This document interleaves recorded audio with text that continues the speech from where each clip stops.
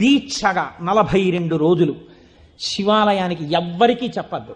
ప్రదోష వేళలో వెళ్ళి శివ ప్రదక్షిణం చేసి మీరు ఏమీ చెప్పకండి. మీరు చెప్పగలిగినంతసేపు శివాలయం అరుగు మీద కూర్చుని శివ శివ శివ శివ శివ శివ ఇదొకటే. ఒక 42 రోజులు ఈ దరిద్రాన్ని మీ కష్టాల్ని అనుభవించి చూడండి అన్నాడు. మీరు నమ్ముతారా? ఆ వ్యక్తి నా దగ్గరికి వచ్చి నా జీవితంలో ఆశించని రీతిలో నా జీవితానికి ఒక కొత్త మలుపు తిరిగిందండి, నేను వరంగల్ వెళ్ళిపోతున్నాను, నేను సెటిల్ అయిపోతున్నానని చెప్పాడు. ఆ వ్యక్తే నాకు ఈ మధ్యనే మళ్ళీ ఫోన్ చేసి, కోటేశ్వరారు ఇప్పుడు నేను ఎంత ఆనందంగా ఉన్నానోనండి, ఒక్కసారి మీరేమన్నా వరంగల్ వస్తారేమిటండి ఉపన్యాసాలకి, మీ దర్శనానికి వద్దాం అనుకుంటున్నాను, నేను కూడా కాకినాడ అన్నాడు.